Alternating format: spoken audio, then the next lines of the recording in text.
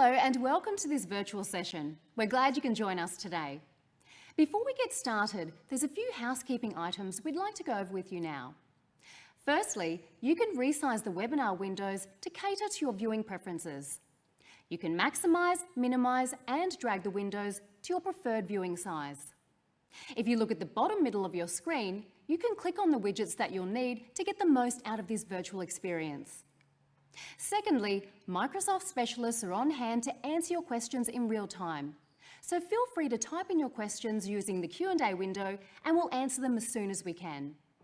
Lastly, we've provided some additional resources for you to supplement your learning. You can access them by clicking on the links in this section. Without further ado, I'll hand over to our speakers.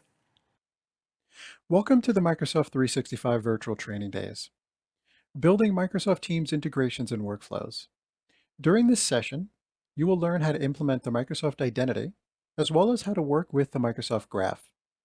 Let's get started with Module 1. Again, welcome to Microsoft 365 Virtual Training Day. Today is part 1 of a two-part series that's going to cover building Microsoft Teams integration and workflows. In this session, what we're going to cover today is focus around the Microsoft Identity Platform. We'll talk about how do you register an application and begin to leverage the Identity Platform. We'll get into some of the mechanics and specifics around implementing authentication, as well as authorization, and what's the difference between the two. And then we'll get into the Microsoft Graph. The Microsoft Graph is a REST-based API endpoint that allows you to have access to a wide range of data and services within the Office 365 platform.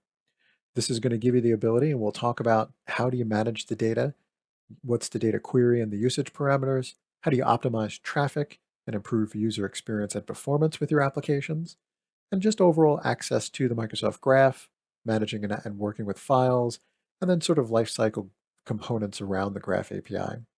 So that's going to cover the core components today in the part 1, again, of the Building Microsoft Teams Integrations and Workflows.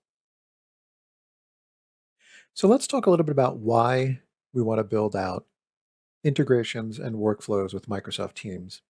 And I think it really all starts around the collaborative business process. And how do we take these high velocity conversations, collaborations that are happening across our organizations, whether they're in person, they're sent over email, or they're just various projects and flows and documents that are shared between groups. How do we